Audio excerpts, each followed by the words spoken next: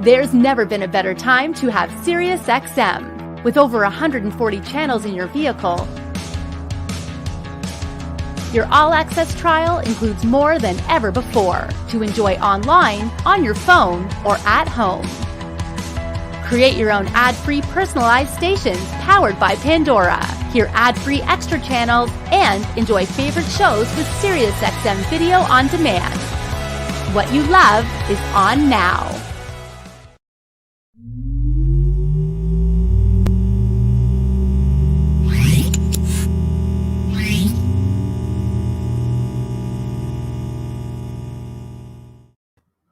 Happy Monday, everybody, and welcome to another lunch hour learning session. I'm your host, Ben Wu, for this edition of CMA Connected. I hope everybody had a great weekend. We've got 3 CMA Connecteds coming to you this week, starting with today, of course, where we are doing a deeper dive into some of the units from AudioControl that, you know what, talk to Dave. He's like, Ben, we want to spend some time clarifying these important units. It's really critical that, installers and shops understand what these units are all about, because you may find they are going to be a critical part of your tool collection. So without further ado, I've got my man Dave Singh from Gemsen coming on with me today. What's going on, Dave? Hey, Ben, how you doing? It's been a minute. It's been a minute. It's been a minute. I'll tell you, we spent some time. And you know what? I was wondering, when you said you want to go into AudioControl, we did I think a pretty stand-up job during Industry Week talking about the lineup, but I realized shortly after, as we started talking a little bit, where you were going with your concept for today. Yeah, well, we had a limited amount of time that we could talk about everything, so we weren't able to get into detail about all the cool products. But, there's a couple of key daily, bread and butter pieces that are really important in the AudioControl lineup. And those are the LOC devices, LC1i, LC2i, LC2i Pro. And then there's a piece that's been around for a long time called the Epicenter. Oh, wow.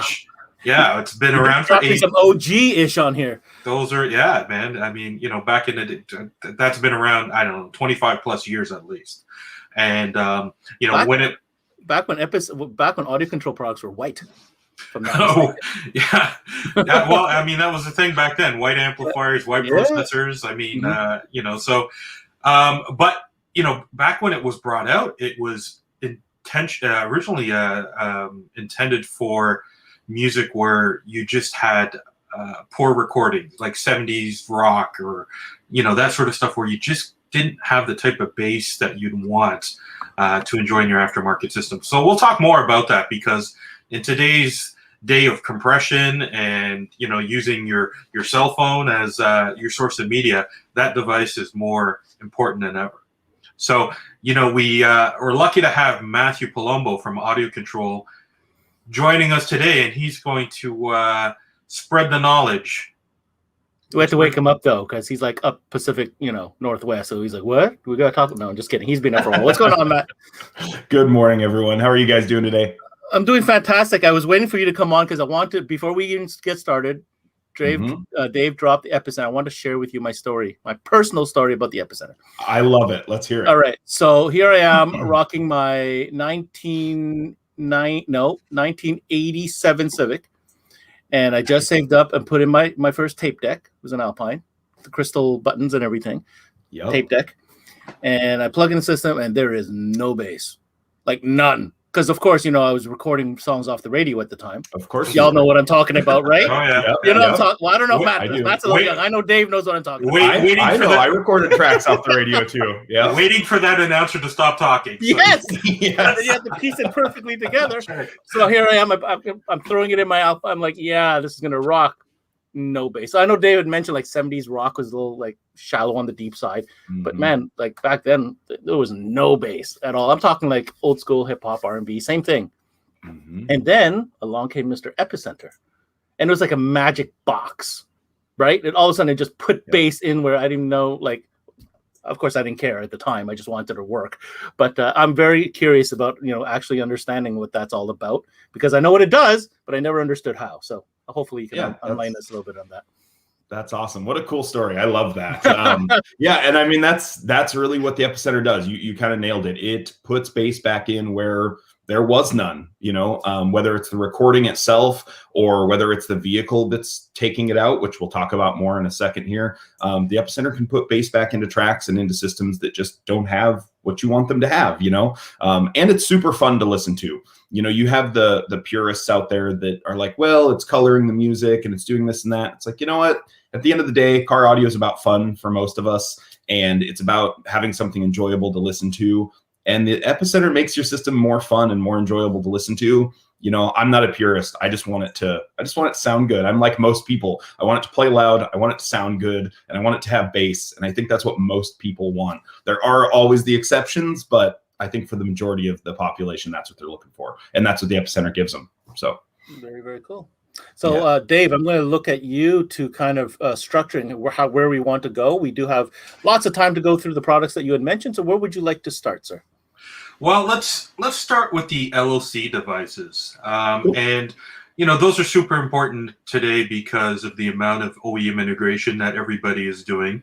Factory radios are almost impossible to change. And why would you nowadays when you have heating controls and all the data information showing up on the radio, pulling that radio out, if you can get the feature set that you want, like Apple CarPlay, that sort of stuff from the factory, it just makes sense to be able to add aftermarket amplifiers to that radio.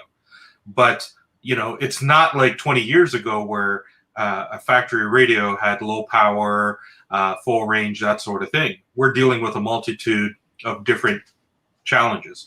Could be an amplified system. It could be an amplified system that has crossovers built into it. Could be a high-powered amplified system.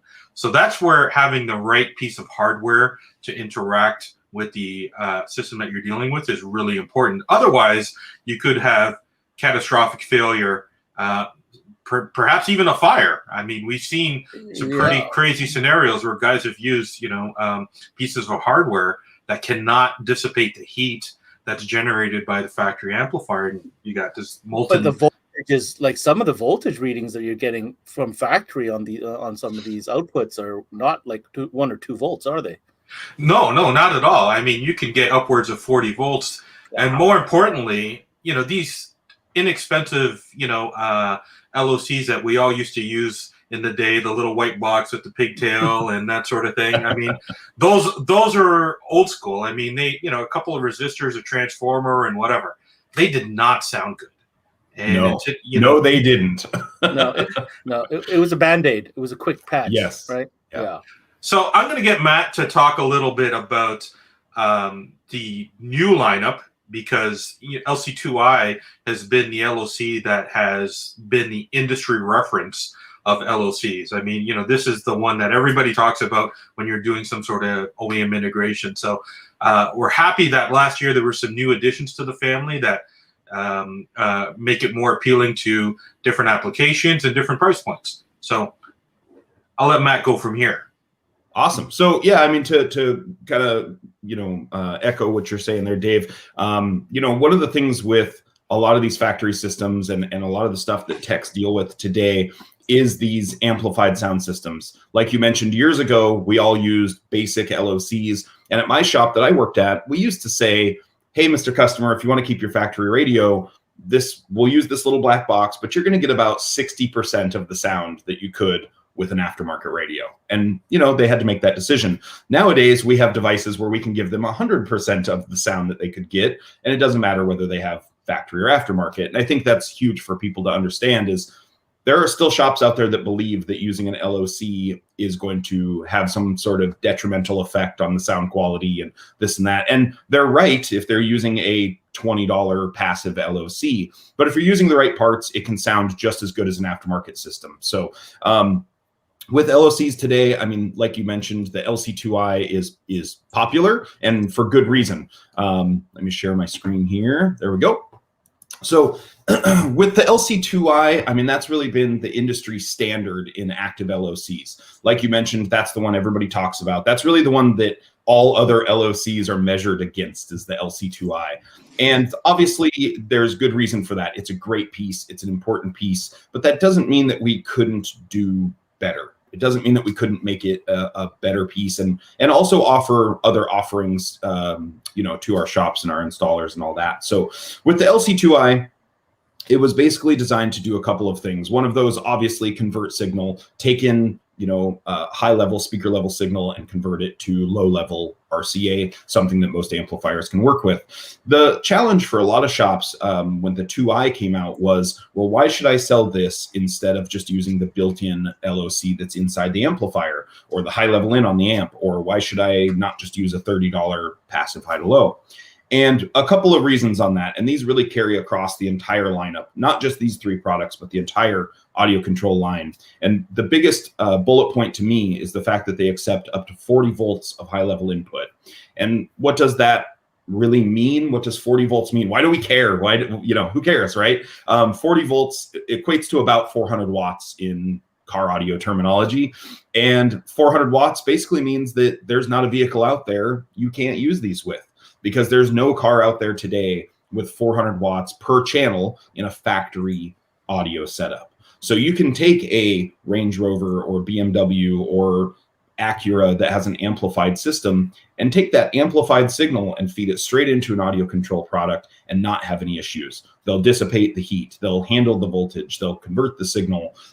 We even have products that do signal summing if you need that. We have lots of opportunities to make these cars sound great. So the 40 volt thing is really important. And I think that's one that actually a lot of people gloss over, is they stick with some of the other features and they understand, some of the other things it does, but they don't understand the importance of that 40 volt input. Because if you feed 30 volts of input into an LC2i, it'll handle it fine. It'll convert the signal. It'll sound great. If you feed 30 volts of input into a SNI fill in the blank, that thing's going to melt into a puddle of plastic. You will end up with literally a puddle of plastic on the floor of your trunk over time. And nobody wants that, right? So that's one of the key differences. The other thing that we have in some of these products is Accubase. So I'm going to kind of take you through these 3 and show you the differences and why it matters. So starting at the top, the newest piece is the LC1i. The LC1i was released this past summer, and it's basically the little brother to the LC2i. What we realized is that not every customer can afford a LC2i or a 2i Pro, but also not every install needs the features of an LC2i. We were still seeing a market segment that didn't need Accubase, which we'll talk more about in a second. They didn't need a bass knob. They didn't need some of those other features, but what they did need was something a little bit lower cost and something physically smaller. And those were some of the key, differences. So we set out to make something that everybody could afford and everybody could get into their system, and it'd be easier for shops to sell and integrate in. So that's where we came up with the LC1i. The 1i is a really cool piece. It's physically small. You've got it on your screen there, but compared to a 2i, it's quite a bit smaller. Give me a second there, Matt. You mind showing that again? Oh, sure. Yeah. So with the LC1i and the 2i Pro, if you compare them next to each other, I mean, it's physically a pretty big difference. The other thing is that it's a lot slimmer than the 2i. So if you're looking at installation flexibility and that sort of thing, a 1i is going to fit behind a panel or hide inside of a dashboard or that sort of thing quite a bit easier than a 2i ever did. It also has some cool new features that the 2i doesn't have.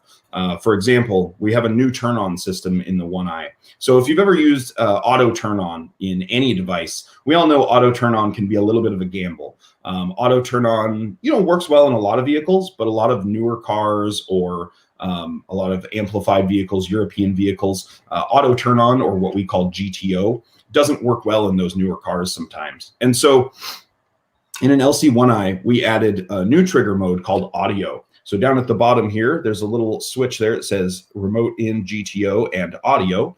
Audio is kind of a plan B. If you can't get a remote turn on in, okay, fine. You try GTO. GTO is our standard auto turn on. If GTO doesn't work in this vehicle, it won't turn the system on, or it's not turning off for some reason or what have you, switch it to audio turn on. And what that's looking for is anything 40 millivolts or higher to come in on those high level inputs. So if audio turn on won't work in a vehicle, I don't know what to tell you. There's not much left. You're going to have to go find switched power somewhere in that vehicle. There comes that point where, sorry, man, you're just going to have to buck up and go run a turn on. So we do have that new turn on mode, which is awesome. The other cool thing that's built into the 1i is our LMC circuitry. LMC is load matching circuit, and this is for those vehicles that need to see an impedance load on the factory outputs in order for it to still put out sound. The one that comes to most people's mind is Chrysler vehicles. And when I say Chrysler, I mean Chrysler, Dodge, Jeep, Ram, Fiat, Maserati, Alfa Romeo. Those are all a Chrysler product these days.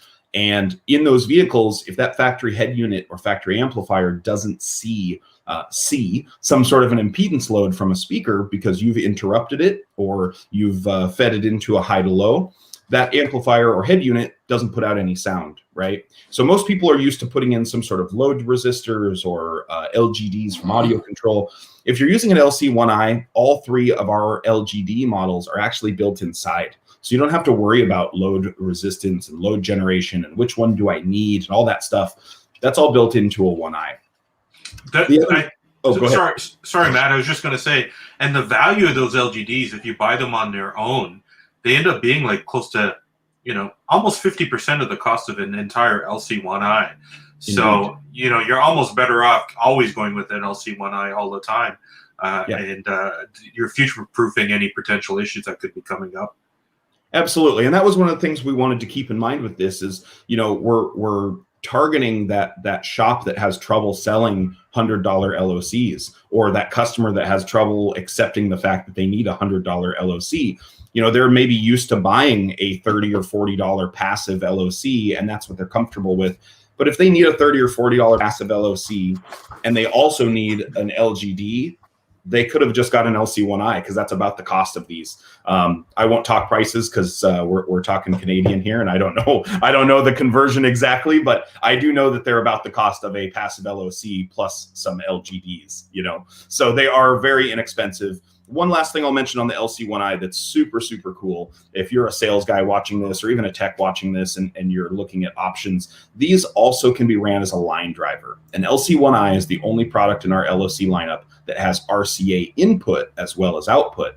And the reason we did that was so if you're selling a guy a system today and this customer's coming in and she says, hey, I want some bass, you do a quick bass setup and they come back, 6 months later, and they want to buy a great new radio from you, and you sell them a double din. Traditionally, you're going to take out that LOC, run the RCAs all the way to the back of the new radio, do some rework, and you're going to give them back the LOC or pitch it in the bin or whatever. With an LC2i, you can keep it in that system and just run it as a line driver, because an LC2i is going to give you up to 9.5 volts of output, which is going to allow you to drop the gains to probably minimum on your amplifier and get cleaner signal, more dynamic sound, less distortion, less heat generated, all good things. And, no matter what radio you sell that customer, I don't care how nice it is, how expensive it is, what brand it is, they're never going to have more than probably 4 or 5 volts tops coming out of that radio. So why not leave an LC2i in there, drive that line voltage up a little bit, and just have a better sounding system? And so when you're talking value, now you have something to present to your customer too that, hey, if you do decide to upgrade, I know you're thinking about a double din and we're not going to do it today. That's fine, Mr. Customer. But if you do come back and do that upgrade with us, we don't have to throw this piece away. We can keep it in your system and it's going to continue making an improvement in there for you. So I think that's important, from a value standpoint when you're looking at some of those more budget oriented systems. I have a question, Matt. Sorry. Yeah, Dave. absolutely. No, go ahead. The amplifiers, I know we're not talking about amplifiers today. Do any of the amplifiers have a line driver section built in?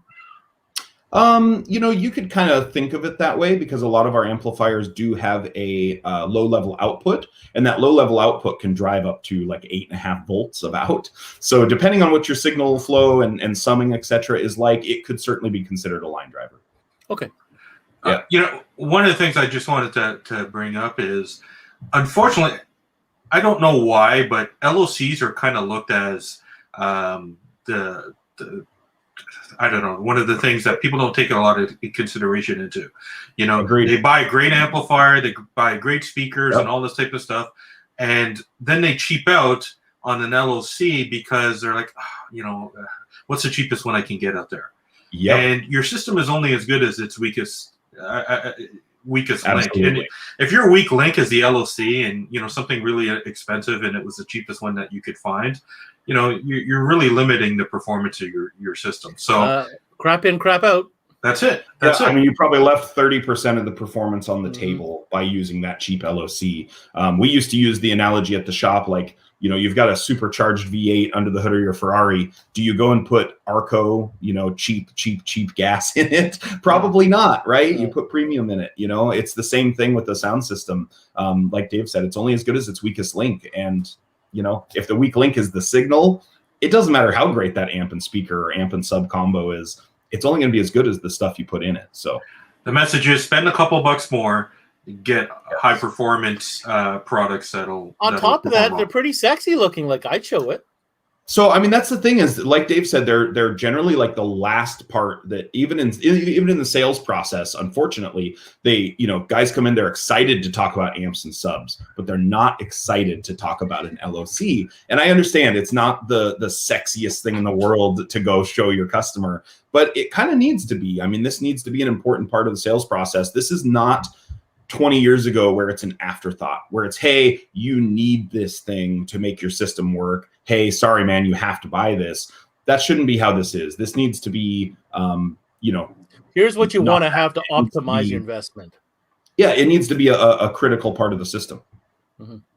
So, so moving on to say like the LC2i Pro, you know, we mentioned the 2i a little bit. I think a lot of people are familiar with the 2i. On the 2i, the thing that really made the LC2i special, besides that high voltage input, was Accubase. And Accubase is a really cool technology. I'll show you guys a graphic here in a second that explains it a little better. But Accubase essentially is to compensate for bass roll-off. So if any of you out there have ever done a system where when you're all done with the install, you end up having a whole lot of bass at low volume, but not a lot of bass at high volume, you needed Accubase.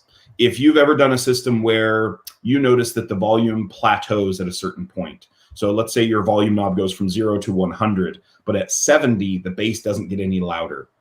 That system has bass roll-off.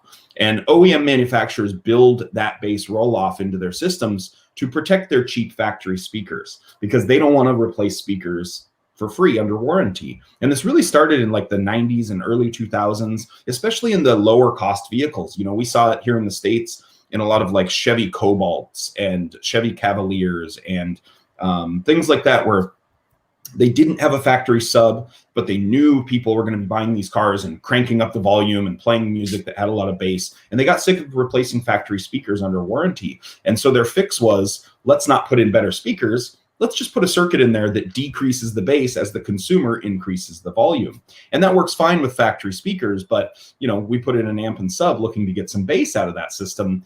That's where the problem lies. And so that's what Accubase does. For those of you that aren't familiar, Accubase really compensates for that, and it helps you dial in that exact point where the factory drops off the bass. Accubase kicks the bass back in, if we want to talk about it simply.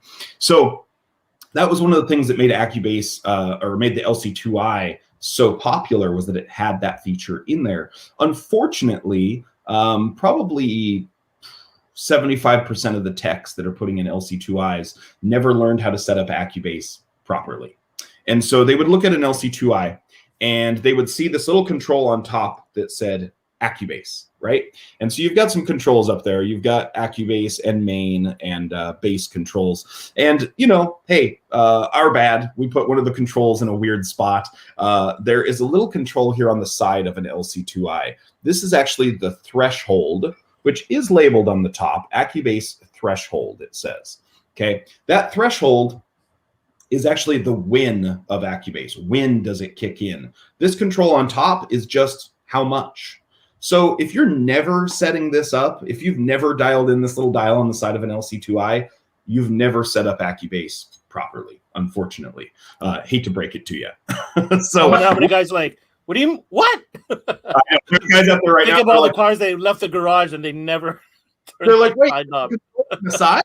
I'd go into shops all the time when I was traveling, and I'd hand them an LC2i and ask them to set up Accubase in front of me. And if they didn't even pay attention to the side control, I just knew that they'd never done it right, you know, and it's too bad. So what we did on the 2i Pro, we were like, all right, let's take the 2i. It's a great piece, but let's see how we can make it better.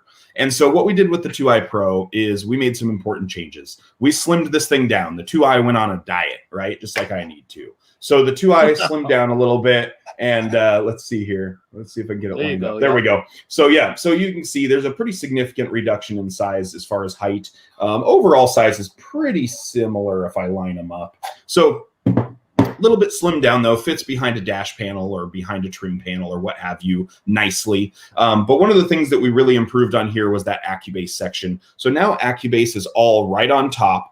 There's this nice big section right here, clearly labeled. Is that the power and the win together now? It is. It's now threshold, which is the win, and the level, which is the how much. Okay, gotcha. And there's an LED. We also added an Accubase LED. So for those of you that are new to AudioControl or new to Accubase or have never set it up or you're concerned you weren't setting it up correctly, the LED shows you essentially when Accubase is engaged. So now you're going to know exactly at what point Accubase is filling in the gap and when it's actually playing just the normal signal passing through. So if you're setting up a new system and you notice that at volume, I'll use my same example from earlier, volume 70 is when the bass drops out, you should be seeing the LED on this kick in at volume 70 and above if you've set this up correctly. If this LED is lighting up at volume 60, then you didn't set up the threshold correctly. You kicked in the Accubase too early, basically. And Accubase is really pretty easy to set up, especially once you understand how to do it. Quick layman's explanation of how to do that. Basically, you turn the volume up to that point at which the bass drops out. So if the bass drops out at 70, great. We turn the volume up to 70. We stop touching the volume. We slowly increase the threshold, slowly up. And you'll see the little LED turn on and you'll hear the bass come back into the system. That bass that was kind of faded away will now come back. Now we just adjust the level. So now we just say how much bass do we want kicked in. You adjust it so that it sounds natural, so that it sounds the way that it should. And now you take your volume knob and spin it all the way down and all the way up, and your bass should be consistent with the rest of the system. It should be linear, so to speak, from 0 to 100, if that's the example. And that's it. Accubase is really pretty simple. A lot of people make it more complicated than it needs to be. So that was one of the big improvements on that. Yeah, go ahead. Do you have that graphic of the Accubase? I do. Yeah, let me close. I think visually it kind of has it gives you a better understanding. The other question I had is, if you kick it in too early, what does that audibly sound like? It audibly sounds like you kicked in a bass boost. So you'll have, like, let's say you're turning up your volume. Yeah, exactly. It'll be like bass, bass, bass, bass. Okay, right, right. And you're going, wait, there's a big bump in it right there. Or if you were to have, if you kicked it in too late, also you could hear it. Yeah, exactly. You'd have like bass, bass, bass, nothing, bass. Gotcha. It would be very strange, very unnatural. The thing is when Accubase is set up properly, it sounds natural. It sounds like an aftermarket radio. It sounds the way you'd expect it to sound. It sounds normal, so to speak. And so I have the Accubase graphic up there with the Epicenter graphic right now. And so Accubase is on the right-hand side of your screen there, and you can see kind of how that works. If the factory roll-off kicks in at that certain point, like I said, maybe volume 70, something like that, then we want Accubase to kick in at that same point. We want Accubase to recreate the bass that is lost from that factory system. And like I mentioned, it works really, really well when it's set up correctly. When dialed in properly, you'd never know that Accubase is doing anything. So the blue line is the original factory EQ curve where you can see the bass dropping out, a lot by 50 degrees, 50 hertz, I should say. And then the red line is what Accubase is doing to reverse that. And then when you sum them together, you basically get a flat signal, which is the black line. That's the idea. So yeah, we're essentially, like in this case, that factory system is dipping to almost negative 18 dB, an 18 dB cut, right at 50 hertz approximately, or maybe 35 hertz. Yeah. So if that's the case, then we are applying 18 dB of boost at that same range to, like you said, bring it back to flat. So once it's done, this is the technology that makes a factory radio sound like an aftermarket radio. This is a big piece of that puzzle. Matt, why would this be different than just using like an EQ? Like if you Sure. just went in there and boosted, I don't know, 35 hertz. That's a good Yeah, question. the problem with that is that it's going to be doing it all the time. So if you went in and did that in an EQ at low volume, you're still boosting 35 hertz to 18 dB Across plus, the entire, right? Exactly, across the entire volume Volume. spectrum. Whereas with Accubase, it is only kicking in at the volume you've set it, or the voltage you've set it to. So essentially what it is, if you're a techie guy or you're looking at this thinking you know what it is, it's essentially a parametric bass boost at a specific voltage, if you want to get technical. So it is kicking in a parametric boost at an exact voltage threshold, and everything above that voltage threshold has that boost applied. So Accubase sounds cooler. Oh, it sounds way cooler. Absolutely. There's a reason we have names for these technologies, right? Yes. So I should add that Accubase is a patent as well. You know, it's a unique feature to audio control you won't find elsewhere. So yeah, it's one of those things that really, there's nothing else that does exactly what this does. It's been imitated a million times. People have tried to copy it a million times. But even the people that have tried to do it will generally admit that, well, it works kind of like Accubase. You know, they can never really get it to do exactly what this does because it is a patented technology. And it's something that, you know, no matter how much guys try to compensate with bass boost and an EQ and a bass knob and whatever else they've got, it's just not the same. It just doesn't do the same thing. The equalization is not always on. It's always on. Yeah, it's Throughout not the entire volume dependent. range. It's not volume exactly. dependent. Exactly. Yeah, so unless you want to literally be tweaking your EQ every time you turn up and down the volume, I mean, there's really no other way to do it. Even a DSP can't do what Accubase can do unless it's an audio control DSP, of course. That has Accubase built in. Exactly. Gotcha. Yep. Matt, where can we find the Accubase feature? What products is it? Accubase is found in a lot of products. So it is found in the LC2i, the LC7i, the LCQ1, the DQ61, the DM608, DM810 DSPs, as well as, let's see here. I won't list off all of them because it'll take a long time. Amplifiers. But a lot of amplifiers. Everything we do amplifier-wise that could run a subwoofer has Accubase built into it, including those hot new 5 channels that we just released last month. With integrated DSP and without integrated DSP, both have Accubase. Correct. Yep. Yeah. Yes, and LC2i Pro, of course. Yes. Right? Yes, LC2i and LC2i Pro as well. Mm-hmm. Yeah. So it's a useful feature, and the fact that it's incorporated into the the audio control amplifiers is a big bonus. Plus, you know, although we're not talking about amplifiers right now, everything that we've been pretty much talking about when it comes to the LOCs, with the exception of the load generating devices, that's built into audio control amplifiers. So you've got high level capability, you've got Accubase, signal summing. That's a totally different topic altogether. So yeah, the easiest way to think of that is if you're ever looking at audio control amplifiers, the easiest way to think of that is that every amplifier we make has, at the bare minimum, an LC2i built inside. So, even our ACM micro amps, our least expensive little tiny amplifiers, have an LC2i inside them.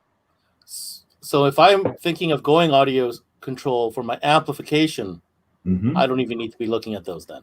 Nope, not at all. If you're just adding a subwoofer and you're looking for a bass amp to do that and you don't want to buy extra parts, buy an audio control amp or sell your customer an audio control amplifier, and it's going to have what you need built in.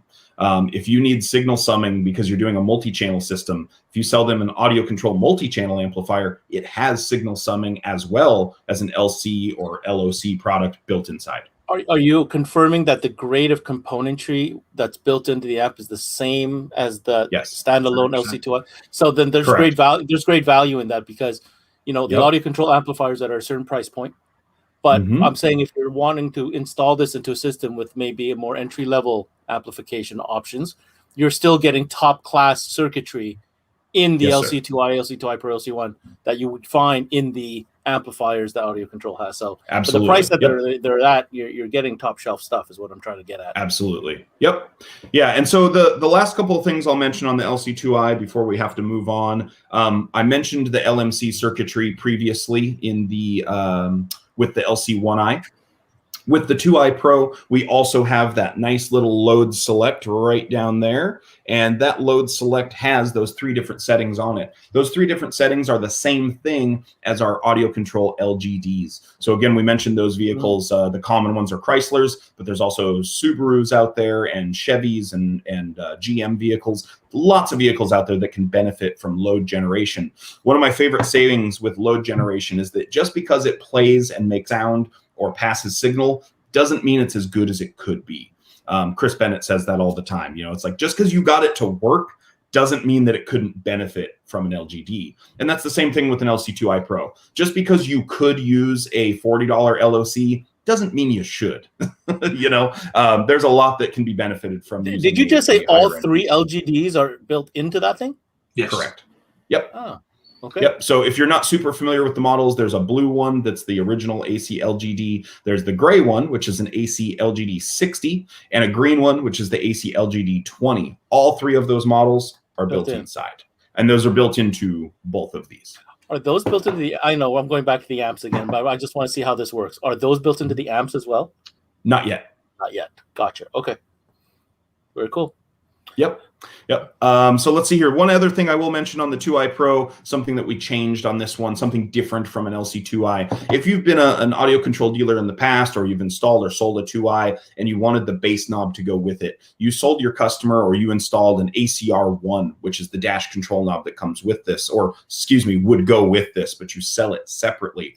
With the 2i Pro, it actually comes in the package, which is really nice. So from a value standpoint, again, if we're working in a store and we're selling products to customers, it's a lot easier to grab a 2i Pro off the shelf, and it comes with the bass knob. It's got the LGDs built in. It's got all the goodies inside one SKU than it is to grab LGDs, an ACR1 bass knob, an LC2i. I mean, it works great. It works essentially the same at that point, but it's a lot more SKUs to stock. It's a lot more parts to pile on the counter. And you know how it is. You start piling stuff on the counter and your customer's like, whoa, whoa, whoa, what are you selling me here? Do I need all this stuff? If you just grab one SKU and put it on the counter, it comes across as a much better value that way.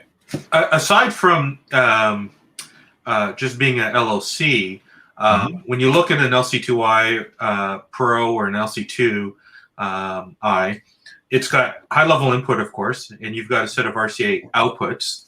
Okay, and as Matt mentioned, you could have the optional ACR bass control knob to use as a bass volume control if you don't have an amp that has that feature. But you also have a separate set of RCA outputs that can feed a totally different amplifier that's not connected to the volume control knob. So you don't need to have multiple, or you don't need to use Y adapters or anything like that. You can have your bass amp go to the bass output, and you can have a full range amplifier go to the main output. That's not connected to the volume control knob, and that'll give you a nice clean signal. So, I mean, it's ready to go to do full systems. It's not just for adding a subwoofer.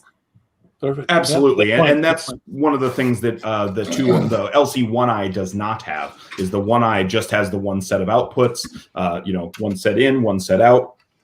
On a 2i and a 2i Pro, you'll notice that there's 4 channels of RCA output, and that's exactly why. Now, the question we normally get is, well, but if I do that, how am I going to have fader? Well, you're not. If you're looking to do a basic system where fader is not a concern, you can use a 2i or a 2i Pro. If you need fader to be, active or usable in the system, then you'd want to step up to something like an LC6i, LC7i, so on and so forth. So that's usually the first question I get is, well, but if I use that, I only have 2 channels of signal in, and I'm doing a sub amp and a 4-channel, how am I going to have fader?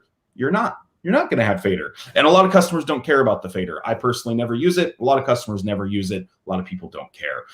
But if that is important to them, there are certainly options. All right. Dave, did you want to go to the Epicenter? Yeah. We got a few minutes left. We'll talk a little bit about the Epicenter. So, I mean, just to sum up on those LC products or the LOC devices, those are your bread and butter pieces. LC1i is definitely something every dealer should keep in stock, ready to go.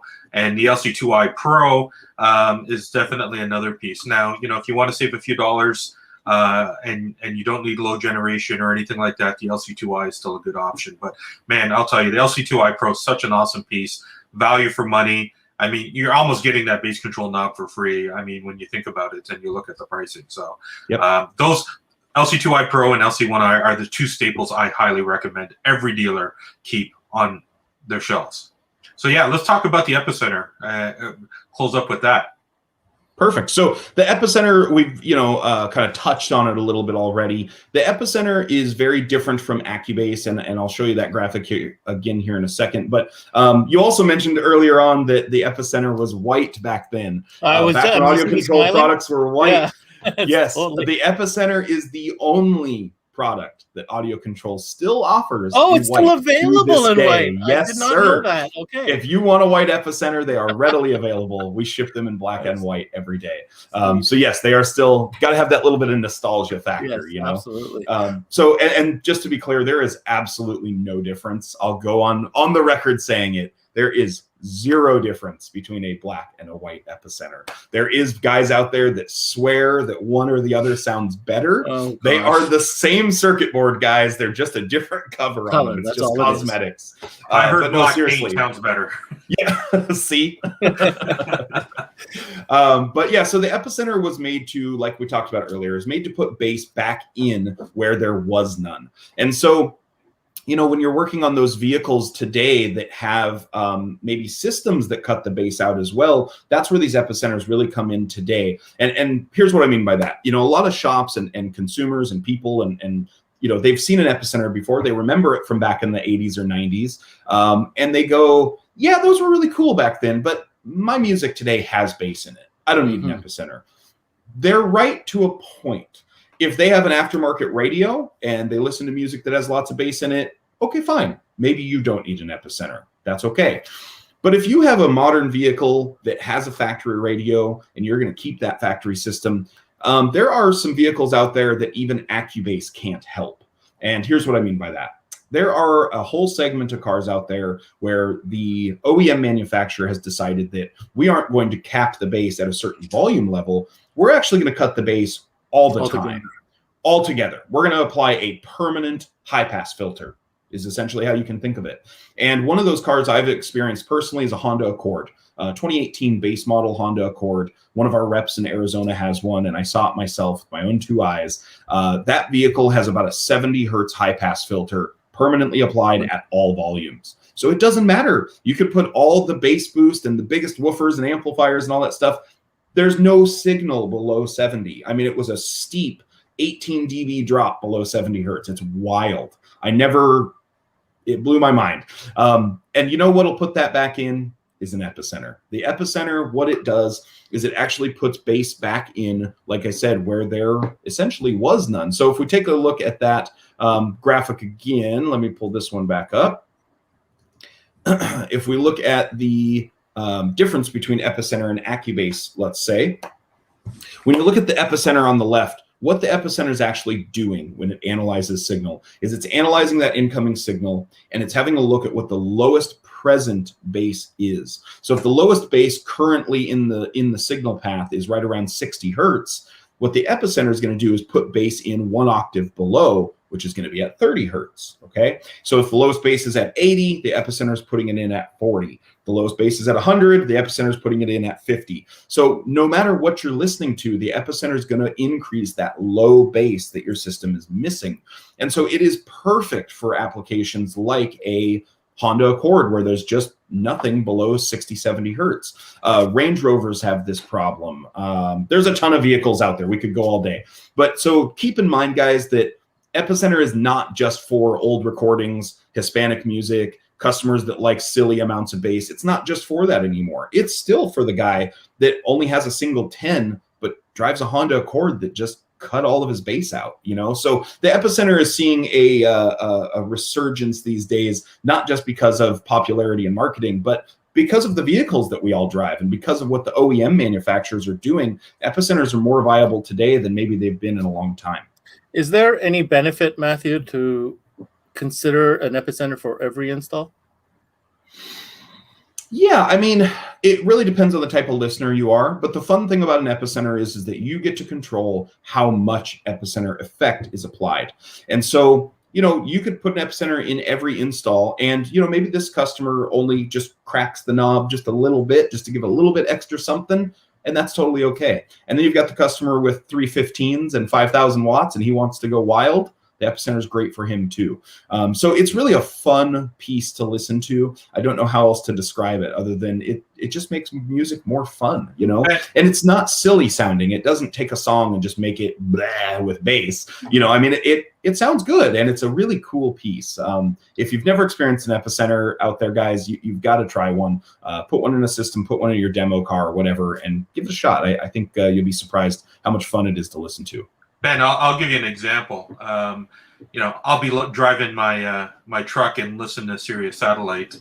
Shout out to Sirius Satellite. See what I did there? And that's a great example, actually. Well, so I'm listening to Sirius Satellite. I hear a song that I've never heard before, and it sounded awesome. So I pull up my phone and I'm like, okay, who is this? You know, and Siri tells me who it is, and I download it and I play it back, and it does not sound the way it sounded on the satellite radio. Like the bass isn't the same. It's because the version I downloaded on my iPhone was much more compressed than what I heard on the satellite radio, or vice versa. Whatever you want to say. But yeah, I've downloaded many songs and been disappointed after hearing them. Like, man, I really wish I could hear it on the satellite radio again. It sounded way better. So that's an application where you like to listen to satellite radio or stream your music or whatever. You'll definitely benefit from an Epicenter. That's actually a great example too, because satellite is slightly compressed. You know, I mean, obviously they have to cut off a little bit of the low end and a little bit of the high end, I believe, if I'm not mistaken anyway, to make it fit in the bandwidth and all that good stuff. And that has been a complaint I've heard from customers in the past, is they're avid satellite listeners. They love their satellite service, but they do feel like they lose a little bit of that low end in the process. The Epicenter is great for those customers. Well, and I've heard it the other way, where it sounded better on satellite radio than it did when you downloaded it. Now, unless you got a Astel and Kern or something like that, a lossless FLAC file, and you're driving around with $1,000 media player or whatever, and you don't have to worry about that problem, you're okay. But when you start using this as your source unit, you're definitely going to experience all kinds of compression. And Epicenter is more important now than it was 3 decades ago.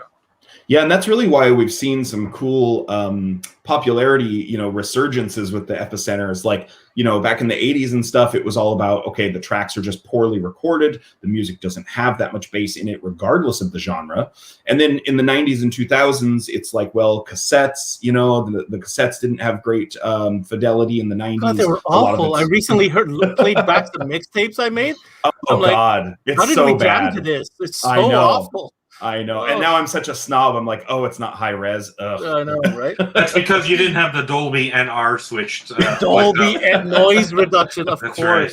That was the problem, Ben. And so then we saw the Epicenter through the 2000s come back in popularity because of MP3s. Everybody was doing Napster and doing all these illegal MP3s, and the quality was 128 kbps, terrible quality, terrible. And now, even with the quality being better, but playing it back from our iPhones and things, it's still compressed, and you still do lose some of that fidelity and some of that bass through compression. So a couple of quick things I'll mention on the Epicenter. I know we got to wrap things up. We do have it available in 3 models right now. There's what we call the Concert Series, or what I like to think of as like a trunk mount Epicenter, one that's going to be put in the trunk or under a seat, something like that. The traditional Epicenter. And that one's available in black or white.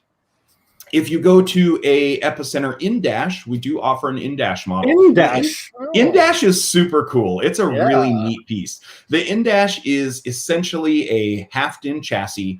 If you remember the half-DIN EQs of yesteryear, this is that same size. If you have that DIN and a half Chevy dash, or even that double DIN dash, and you've got a single DIN nice radio, the Epicenter in-dash. I always dreamt of having a DIN and a half dash. I never had one, but I always thought they were the coolest looking.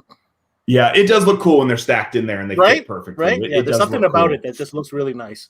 It does. And so the in-dash not only has a full Epicenter built into it, it also has a voltage meter display and an SPL meter built in. So if you're a bass head, you like showing off to your friends, or you just want to see how loud your system is, the Epicenter in-dash will read up to 160 dB, and it's got a built-in mic, built-in display. It's a really cool piece. I totally see people wanting that piece. I never even heard of that. It's super neat. Yeah. Especially today when you got guys putting, 410-inch mid-range drivers in their doors. In the door. Right. For one door. Yeah. And That's one of good. my favorite things with the Epicenter in-dash is that it has a base restoration switch. And so right next to the right next to that big knob on the left there, you'll see a little button that says restoration. You can actually disengage the restoration. So you can hear the before and after, so to speak, or the A/B comparison. So if you are somebody watching this and you are at a shop, if you have a shop and you're working in a stereo shop, put an Epicenter in-dash in your display board, because it's the easiest way to do an A/B comparison for customers, and it looks cool in your display board, and customers love to see how loud it is with an SPL meter. So it's a very fun piece. The display on it, the lights can also change from blue to red. It's got some cool features. So some really fun stuff with Epicenter. We also have a couple of Epicenter models. Sorry, that's the entire thing. There's no other module. The whole thing is right there in that half. It's all built in. Okay. Yep. Yes, sir. Okay. And then you can look for maybe later this year seeing some other cool stuff from us in the Epicenter world. I can't really say much about it, but I will tell you that we are approaching 1 million Epicenters sold this summer. So we will cross the 1,000,000th Epicenter sold out the doors. You guys should celebrate, next couple months. We are planning on it. You should So celebrate. I want to see a limited edition gold-plated Epicenter in like a coffin or something. Like graphite breaking, you know I'm talking about, those old school special editions. That needs to come back. Well, I can't tip my hat too much, guys, but we have something really fun, really cool planned, and we're working on it right now. So we'll have to do another show once that comes out, and I'll show you all about it. The what? Edition. Seismic edition. There you go. Hey, and maybe you guys can give us some ideas of what to do to celebrate. Put it in the Facebook comments. There you go. What they'd like to see. I love that. Yeah, that'd be great. Pretty cool. All right, guys. Well, that was certainly we got the mission accomplished sticker there. We said we'd talk about all the LC products, the 1, the 2, the 2i Pro, and we circled back to the Epicenter. You were kind of touching on something I was going to ask you about, like what's next from AudioControl as far as this category is concerned, or if there's anything you want to share, maybe this would be it. Yeah, I mean, one of the things I normally get asked after people really understand this line well is once they see the 1i and the 2i Pro, they go, well, what about the 6i, 7i, 8i? Why doesn't that have LMC? Why doesn't that have this, that, and the other? Fill in the blank. We are working to kind of revise or update some of those products. So you will see probably in the next year or so, you'll see an updated LC7i, probably with the built-in LMC and some other cool things we're working on. We have a couple other really neat products coming out here in the next 6 to 9 months that I can't talk about. I wish I could, but we have some. But when it's time, you will be here to talk about them. Absolutely, I would love to. Okay, that's great. Now, and before I let you go, Matt, when you talk about the 6 and the 7, 8, we didn't get a chance to talk about them. But what is the designation? Is that for the channel outputs? It is kind of. So 6i is 6 channel in, 6 channel out.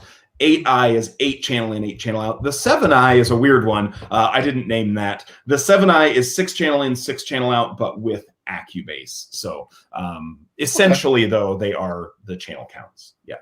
And those higher channel count units like the 6i, 7i, 8i, those all offer signal summing. And I think, I know we're running out of time, but I think the first time most techs ever deal with a car that comes into their bay where they're going to need that is BMWs. Even 80s and 90s BMWs, BMW has always done independently amplified pre-crossed over channels in their sound systems. Even in a base model 3 series, they're still amplified, and that amplifier, each channel coming out of it is already crossed over inside the amp. So what are you going to do for full range sound in a BMW if you want to put in aftermarket 4-channel, aftermarket sub amp, blah, blah, blah, blah, blah? You got to do some signal summing, and that's where a 6i, 7i, 8i, etc. really comes into play. So we can do another show on that some other time, but I think those BMWs is the first time a lot of techs, I know it's the first time I ever encountered it in the bay, is you think of these systems with independent amplified and crossed over channels as being these, oh, that's in a really high-end car, high-end system. Not necessarily, especially not these days. So yeah, and it seems to be going that way too. So. It definitely is. Yeah. Anything we'd like to say to Matt before we let him go, Dave? No, we want to thank Matt. Obviously, it's they're 3 hours behind, so I appreciate you spending the time with us and talking about the product. To end though, one really important thing that we kind of forgot about, which is super important, is all this product is backed by a 5-year warranty. And that's a industry-leading warranty, 5-year warranty. So not only is it a great product, but I mean, AudioControl's been around for 40 plus years. I mean, they are the signal processing company we all grew up and love. So they're not going away anytime soon, and they've got lots of history and lots of experience, and they feel comfortable backing all their product with five-year warranties, which is fantastic. And I want to quote Mr. Palumbo that there is no car that you can install this into that will blow up from a voltage standpoint. Yep, you're absolutely correct. There you go. He said it's on record.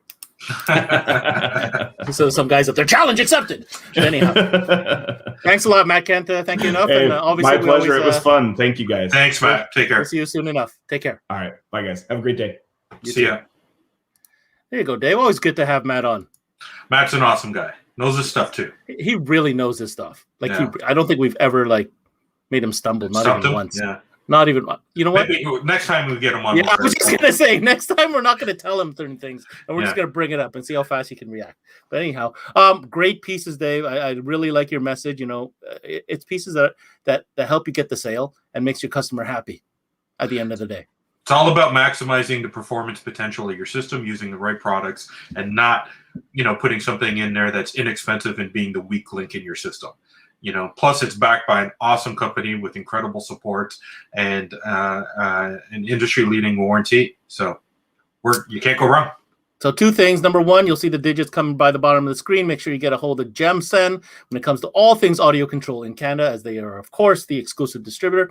And what's the inventory like on these things?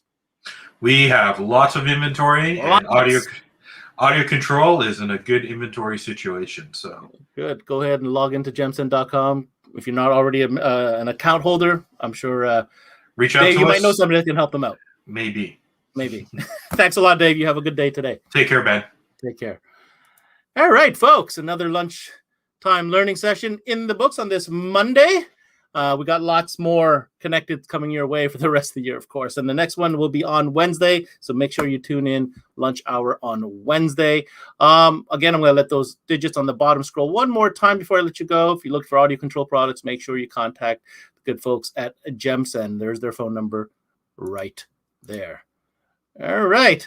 There you have it. CMA Connected. I'm your host, Ben Wu. Look forward to the next one, guys. Thanks for tuning in. Until next time, we connect.